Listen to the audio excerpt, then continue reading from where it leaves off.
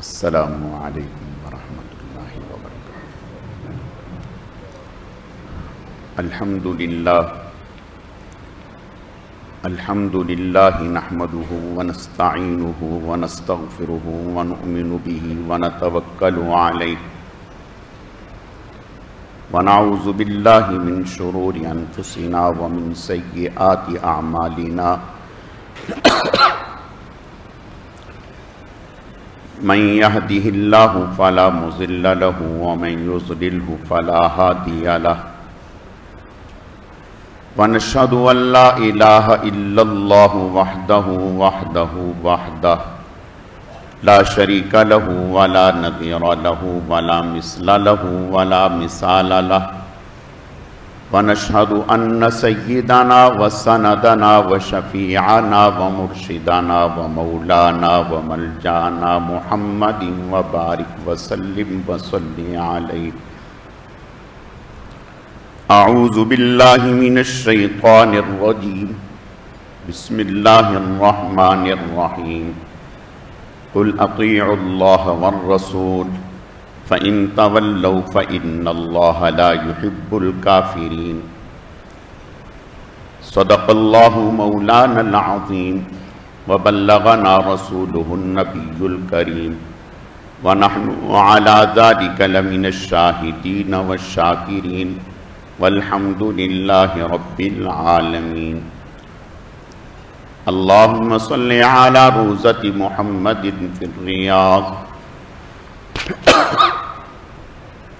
وصل على بلد محمد في البلاد وصل على قبر محمد في القبور وصل على جسد محمد في الأجساد وصل على روح محمد في الأرواح۔ گرامی قدر معزز حاضرین، میرے واجب الاحترام بزرگوں اور عزیز نوجوان ساتھیوں، میں نے آپ کے سامنے قرآن مجید فرقان حمید میں سے ایک آیت کریمہ تلاوت کی ہے۔ رب ذوالجلال سے دعا ہے کہ وہ ذات بزرگ و برتر مجھے اس کی روشنی میں صحیح صحیح کہنے کی اور سمجھانے کی توفیق عطا فرمائے۔ پھر اللہ رب العزت کی ذات اس مختصر وقت میں جو کچھ کہا سنا جائے، اس کہنے سننے کو محض اپنی رضا کے لیے اپنی بارگاہ میں قبول و منظور فرمائے، ہم سب کی نجات اور ہدایت کا، مغفرت کا ذریعہ اور سبب بنائے۔ میری آج کی مختصر گزارشات کا موضوع اور عنوان جناب رسول اللہ صلی اللہ علیہ وسلم کو اللہ پاک نے جہانوں کے لیے رحمت بنا کر کے بھیجا، وما ارسلناک الا رحمۃ للعالمین۔ یہ عنوان ہے، اسی سے متعلق چند باتیں عرض کرنی ہیں۔ اللہ رب العزت صحیح صحیح کہنے کی، سمجھانے کی، سمجھنے کی، عمل کرنے کی توفیق عطا فرمائے، اور جو کہا جائے اللہ رب العزت اپنی بارگاہ میں اعلیٰ درجے میں قبول فرمائے۔ جناب رسول اللہ صلی اللہ علیہ وسلم کو اللہ پاک نے جہانوں کے لیے رحمت بنا کر کے بھیجا۔ فرمایا وما ارسلناک الا رحمۃ للعالمین، ہم نے آپ کو جہانوں کے لیے رحمت بنایا۔ آپ صلی اللہ علیہ وسلم کی برکت سے اللہ پاک نے ہمیں دنیا میں بھی عافیتیں نصیب فرمائیں، اور آخرت میں بھی آپ صلی اللہ علیہ وسلم ہی ہمارا سہارا ہیں۔ دنیا میں بھی ہمیں جو ملا وہ آپ کے صدقے سے ملا، اور آخرت میں بھی جو ملے گا وہ آپ ہی کے صدقے سے ملے گا۔ دنیا میں حضور علیہ السلام کی برکت سے اللہ پاک نے ہمیں عالمی دین عطا فرمایا۔ ہمیں جو دین مرحمت فرمایا یہ عالمی دین ہے، ساری انسانیت کے لیے، سارے ملکوں کے لیے، سارے قبائل کے لیے دین مرحمت فرمایا۔ اور پھر آپ صلی اللہ علیہ وسلم کے صدقہ سے ہمیں وہ نعمتیں عطا فرمائیں کہ ہم اس کا تصور بھی نہیں کر سکتے۔ پہلی امتیں ہر جگہ عبادت نہیں کر سکتے تھے، خاص جگہ ہوتی تھیں وہیں عبادت کر سکتے تھے، اس کے علاوہ ہر جگہ وہ عبادت نہیں کر سکتے تھے۔ حضور صلی اللہ علیہ وسلم کے صدقہ سے اللہ نے ہمیں یہ اجازت مرحمت فرما دی کہ ہم روئے زمین کے کسی حصے پر بھی چاہیں ہم عبادت کر سکتے ہیں۔ مثلاً ایک آدمی جنگل میں ہے، صحرا میں ہے، جانور چرا رہا ہے، نماز کا وقت ہو گیا، تو پہلے امتوں میں یہ سہولت نہیں تھی کہ وہ وہیں عبادت کر لے، بلکہ اس کو عبادت کی جگہ پر آنا ہوتا تھا۔ حضور علیہ السلام کی امت کے لیے اللہ پاک نے یہ سہولت مرحمت فرما دی کہ جہاں نماز کا وقت ہو گیا آپ نماز پڑھ لیں۔ پہلی امتوں کے لیے تیمم کی سہولت نہیں تھی، حضور صلی اللہ علیہ وسلم کے لیے اور آپ کی امت کے لیے اللہ پاک نے تیمم کی سہولت رکھ دی۔ اگر پانی نہیں ہے تو تیمم کر لیں۔ پہلی امتوں کے لیے غنیمت حلال نہ تھی، آگ آتی جلا کر کے رکھ دیتی۔ اس امت کے لیے اللہ پاک نے مال غنیمت کو حلال کر دیا۔ پہلی امتیں اگر کپڑے پر گندگی لگ جاتی تو دھونے سے نہیں کاٹنا پڑتا۔ اس امت کے لیے کپڑا دھوئیں پاک ہو گیا۔ پہلی امتوں میں اگر کوئی گناہ کرتا ہے تو دروازے پر لکھ دیا جاتا اس نے یہ گناہ کیا ہے۔ اس امت کے لیے اگر کوئی گناہ ہوتا ہے تو اللہ تعالیٰ اس کے اوپر رحمت کی چادر ڈال دیتے ہیں، پردہ ڈالتے ہیں، اس کے گناہ کو ظاہر نہیں کیا جاتا۔ تو حضور صلی اللہ علیہ وسلم کے صدقہ سے ہمیں بہت کچھ ملا۔ حضور علیہ الصلاۃ والتسلیم وہ شخصیت ہیں کہ ابھی آپ دنیا میں نہیں آئے، اللہ پاک نے 1,24,000 انبیاء اور رسل سے یہ وعدہ لیا۔ قرآن میں تیسرے پارے کے آخری رکوع میں وَإِذْ أَخَذَ اللَّهُ مِيثَاقَ النَّبِيِّينَ لَمَا آتَيْتُكُم مِّن كِتَابٍ وَحِكْمَةٍ، سارے نبیوں سے، رسولوں سے اللہ نے یہ وعدہ لیا کہ اگر ہمارے آخری پیغمبر جناب رسول اللہ صلی اللہ علیہ وسلم آپ کے زمانے میں آئیں تو ان پر ایمان بھی لانا ہے اور ان کی معاونت بھی کرنی ہے۔ لَتُؤْمِنُنَّ بِهِ وَلَتَنْصُرُنَّهُ، ایمان بھی لاؤ گے اور ان کی مدد بھی کرو گے۔ قَالَ أَأَقْرَرْتُمْ وَأَخَذْتُمْ عَلَى ذَلِكُمْ إِصْرِي، کہا اللہ پاک فرماتے ہیں کیا تم نے اقرار کر لیا، میری اس بات کو لے لیا؟ قَالُوا أَقْرَرْنَا، کہا ہم نے اقرار کر لیا۔ فَاشْهَدُوا، آپ گواہ رہیے۔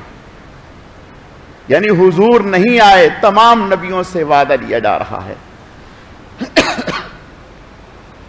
اور حضور صلی اللہ علیہ وسلم کے لیے فرمایا وَإِنَّكَ لَعَلَىٰ خُلُقٍ عَظِيمٍ، آپ ساری کائنات میں، ساری انسانیت میں सबसे ज्यादा जामिउल अखलाक हैं, इन्नका लाला खुलुकिन अज़ीम।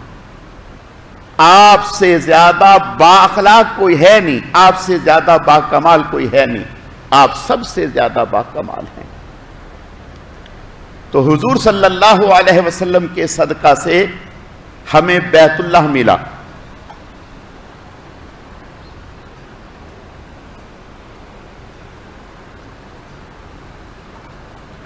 पहले नमाज बैतुल मक़दस की तरफ मुंह करके पढ़ी जाती थी। आप सल्लल्लाहु अलैहि वसल्लम भी 16 या 17 माह बैतुल मक़दस की तरफ मुंह करके नमाज पढ़ते रहे, लेकिन आपकी ख्वाहिश ये थी, क़द नरा तक़ल्लुब वजहिका फ़िस्समा, अल्लाह फरमाते हैं कि हम देख रहे थे कि आपका चेहरा बार बार आसमान की तरफ उठता था।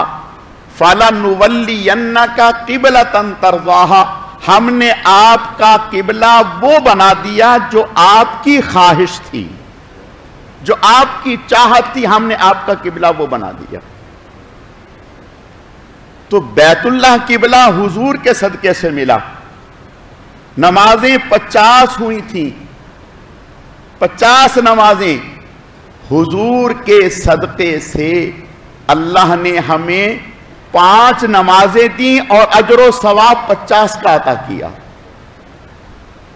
पहले नमाजें 5 वक्त की 2 थी, 2-2 रकात पढ़नी है।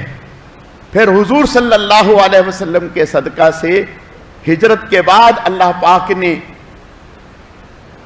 सफर की नमाज 2 रहने दी सवाए मगरिब के, और बाकी जो है 4 रकात कर दी।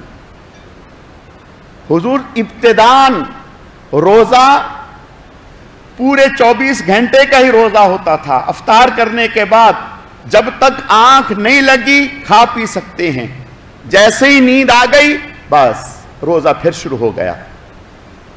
हुजूर अलैहिस्सलाम के सदका से अल्लाह पाक ने हम पर यह एहसान फरमाया कि रात तक रोजे को रख दिया और फरमाया कि पूरी रात खाते पीते रहे को मसला।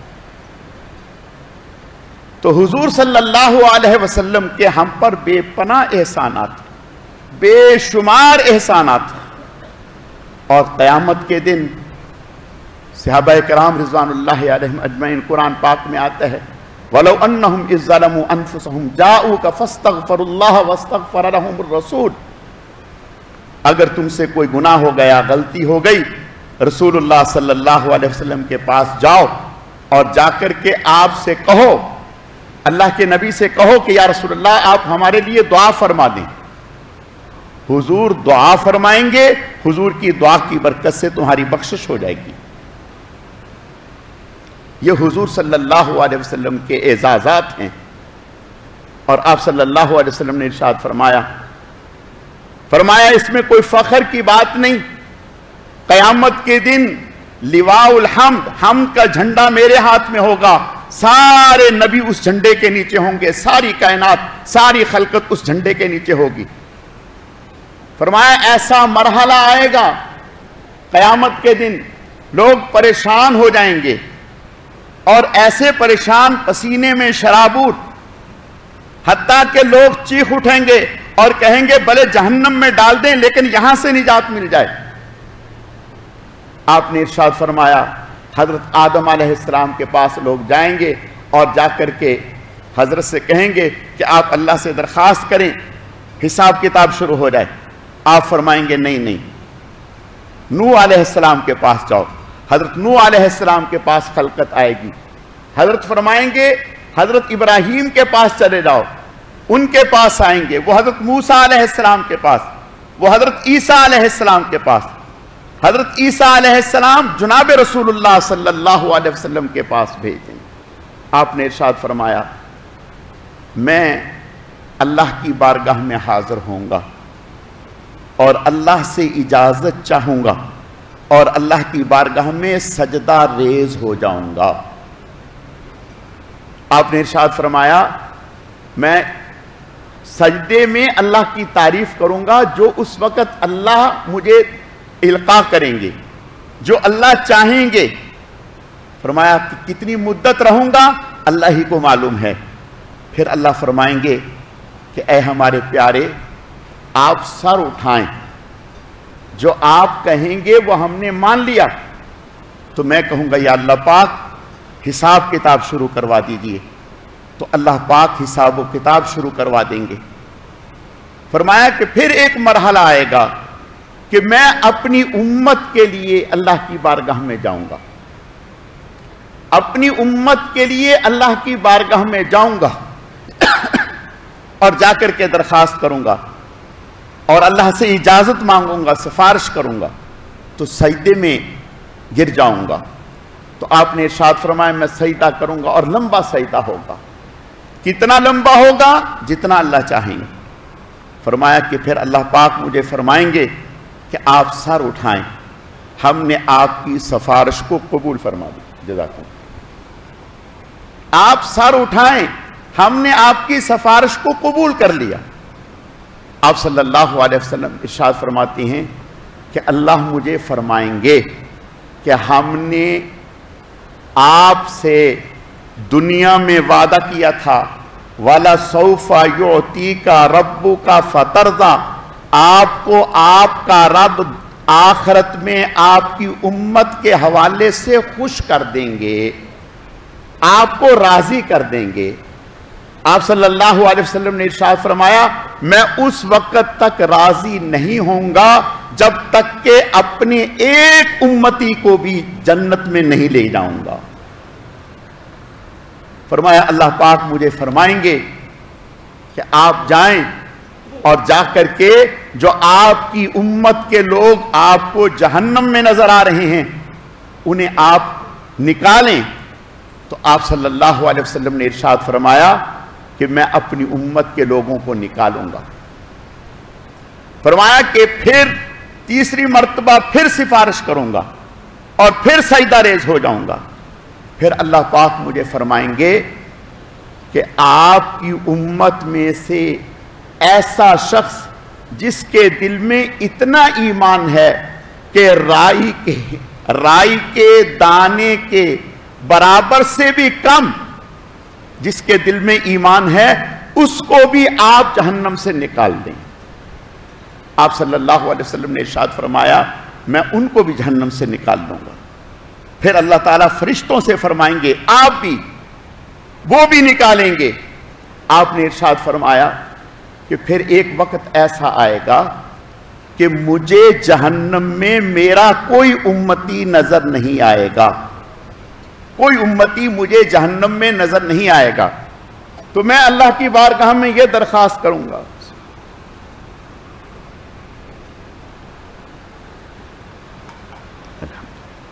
میں اللہ کی بارگاہ میں یہ درخواست کروں گا کہ یا اللہ پاک جس نے ایک دفعہ بھی کلمہ پڑھ لیا، ایک دفعہ بھی کلمہ پڑھ لیا اور ان کا ایمان مجھے نظر نہیں آ رہا، یعنی ان کا ایمان اتنا مدھم ہے کہ مجھے نظر نہیں آ رہا، فرشتوں کو نظر نہیں آ رہا، یا اللہ پاک اس کی، اللہ پاک فرمائیں گے نہیں، یہ ہمارے اوپر۔ آپ صلی اللہ علیہ وسلم نے ارشاد فرمایا پھر اللہ پاک اپنی رحمت سے اپنی قدرت کے ہاتھوں سے ایک لپ بھر کر کے ایسے لوگوں کو جہنم سے نکالیں گے جن کے ایمان کا مجھے بھی پتہ نہیں چل سکے گا، یعنی اتنا کمزور ایمان ہوگا، اتنا ہلکے درجے کا ایمان ہوگا۔ آپ نے ارشاد فرمایا اللہ تعالیٰ ان کے گلوں میں سونے کی تختیاں، چاندی کی تختیاں لگا دیں گے اور یہ علامت ہوگی کہ یہ وہ لوگ ہیں جنہیں رحمان نے آزاد کیا ہے، رحمان نے آزاد کیا ہے۔ تو آپ نے ارشاد فرمایا حتیٰ کہ جب سارے میری امتیوں کی بخشش ہوگی اور مغفرت ہوگی، فرمایا کہ پھر میں جنت میں جاؤں گا۔ اور آپ صلی اللہ علیہ وسلم نے ارشاد فرمایا کہ ایسا بھی ہوگا کہ میرا ایک امتی اس کے جب وزن اعمال ہو رہے ہوں گے تو اس کے گناہوں کا وزن بڑھ رہا ہوگا اور نیکیاں کم پڑ رہی ہوں گی، پریشان ہوگا اور سمجھ جائے گا کہ اب میرے لیے کوئی راستہ نہیں ہے۔ آپ صلی اللہ علیہ وسلم نے ارشاد فرمایا جہاں وزن ہو رہا ہوگا मैं वहीं खड़ा होऊंगा, मैं उसकी कैफियत को देख रहा हूँगा, वो परेशान होगा। आपने इरशाद फरमाया थोड़ी देर में मैं एक पर्चा निकालूंगा और उसकी नेकियों की तरफ डाल दूंगा, जिसकी बरकत से उसकी नेकियां भारी हो जाएंगी और उसके गुनाह हल्के पड़ जाएंगे। अब उसके लिए मग़फ़रत का फैसला होगा और वो बहुत खुश होगा और खुश होकर के मुझे कहेगा कि आप कौन हैं, आप कौन हैं जिन्होंने इस मौके पर मेरी मुआवनत फरमाई है। आप सल्लल्लाहु अलैहि वसल्लम ने इरशाद फरमाया मैं उसे बताऊंगा कि मैं तेरा नबी हूं मुहम्मदुर रसूलुल्लाह, और ये जो मैंने पर्चा डाला है ये वो है जो तूने दुनिया में मुझ पर दुरूद भेजा था, जो तूने दुनिया में मुझ पर दुरूद भेजा था। मैं एक बात अर्ज करता हूं, आज आप किसी दुकान पर जाते हैं, किसी मोबाइल की दुकान पर, किसी कपड़े की दुकान पर, आप उसको कहते हैं कि कोई अच्छी सी चीज दिखाओ, कोई अच्छी सी चीज दिखाओ, और वो कहता है कि अच्छी सी चीज, इससे ज्यादा अच्छी क्या होगी कि ये इतने अरसे से मेरे इस्तेमाल में है, मेरे पास है, मैं खुद इस्तेमाल कर रहा हूं, इससे अच्छी कोई चीज नहीं है। तो आप फौरन मुतमईन होते हैं, आप कहते हैं अच्छा चलो ये मुझे भी दे दो। कपड़े के बारे में आप कहते हैं कि अच्छा, अब वो कहता है ये कपड़ा मेरे इतने अरसे से मेरे इस्तेमाल में है, कोई शिकायत नहीं, इससे अच्छा कपड़ा कोई नहीं। आप कहते हैं बस ठीक है मुझे भी दे दो। लोग आते हैं, आप कौन सा दुरूद शरीफ पढ़ते हैं, बुजुर्गों के पास जाते हैं, आप कौन सा दुरूद शरीफ पढ़ते हैं, अगर कह दे कि इतने अरसे से हम ये दुरूद, हम भी ये पढ़ेंगे। मेरे अजीजों, मैं अर्ज ये करना चाहता हूं, गौर तो करें, अगर अल्लाह पाक ये फरमाते या अय्युहल्लज़ीना आमनु सल्लु अलैहि वसल्लिमु तस्लीमा, ऐ ईमान वालो नबी पर दुरूद भेजो और सलाम भेजो, बस, तो भी हमें करना था। लेकिन अल्लाह क्या कह रहे हैं, इन्नल्लाह व मलाइकतहु युसल्लूना अलन नबी या अय्युहल्लज़ीना आमनु सल्लु अलैहि वसल्लिमु तस्लीमा। गोया अल्लाह सुन्नतुल्लाह भी बता रहे हैं, अपना अमल भी बतला रहे हैं और हुक्म भी दे रहे हैं, ऐ ईमान वालो अल्लाह और उसके फरिश्ते युसल्लूना अलन नबी, वो नबी पर रहमत भेजते हैं। अल्लाह फरमा रहे हैं पहले हम ये कर रहे हैं, पहले अल्लाह ने अपना बताया, इन्नल्लाह व मलाइका, पहले अल्लाह ने अपना बताया कि अल्लाह और उसके फरिश्ते युसल्लूना अलन नबी, नबी सल्लल्लाहु अलैहि वसल्लम पर रहमत भेजते हैं, दुरूद भेजते हैं। और फिर फरमाया या अय्युहल्लज़ीना आमनु सल्लु अलैहि वसल्लिमु तस्लीमा, ऐ ईमान वालो तुम भी हमारे इस अमल में शामिल हो जाओ। गोया दुरूद पाक सिर्फ हुक्म नहीं है अल्लाह का, दुरूद पाक सिर्फ अल्लाह का हुक्म नहीं है, सुन्नतुल्लाह भी है और अल्लाह का हुक्म भी है, अल्लाह का तरीका भी है, फरिश्तों का तरीका भी है और अल्लाह का हुक्म भी है। आप कोई इबादत ला करके दिखाएं, हुजूर अलैहिस्सलाम ने इरशाद फरमाया वो दुआ सर से ऊपर जाती ही नहीं जिस दुआ में मेरे ऊपर दुरूद ना पड़ा जाए। कोई नमाज लाए, कोई नफल नमाज लाए, नमाज जनाजा लाए, कोई लाए जिसमें हुजूर पर दुरूद ना हो। आप दुआ मांगते हैं, आप सल्लल्लाहु अलैहि वसल्लम ने इरशाद फरमाया जिस मजलिस में, कोई भी मजलिस, फरमाया जिस मजलिस में हुजूर पर दुरूद नहीं पढ़ा गया, अल्लाह का जिक्र नहीं किया गया, फरमाया ऐसे है जैसे सड़े हुए मुर्दार को खा करके उठी हो। यह मजलिस कल कयामत के दिन इनके लिए खुसरान होगी, नुकसान का बायस होगी, हिलाकत का बायस होगी। फरमाया वो मजलिस जिस मजलिस में मुझ पर दुरूद पढ़ा गया, फरमाया ये मजलिस बायस बरकत और बायस रहमत हो गई। इस दुरूद पाक की बरकत से अल्लाह की रहमतें और उसकी मग़फ़िरत हो गई। हज़रत इमाम शाफी रहमतुल्लाह अलैह, किसी ने देखा ख्वाब में, पूछा कि आपका ये एजाज़ो इकराम, आपके ऊपर ये इनायात, ये किस वजह से? कहा इस वजह से कि मैं हुजूर सल्लल्लाहु अलैहि वसल्लम पर یہ درود پڑھا کرتا تھا، اللہم صلی علی محمد کلما ذکرہ الذاکرون وکلما غفل عن ذکرہ الغافلون۔ میں یہ درود پڑھا کرتا تھا، اس درود کی برکت سے اللہ پاک نے یہ انعامات فرمائے ہیں۔ میرے عزیزو، میں عرض یہ کرنا چاہتا ہوں، حضور علیہ السلام کا قرب، آپ کی محبت، ایک بات یاد رکھو،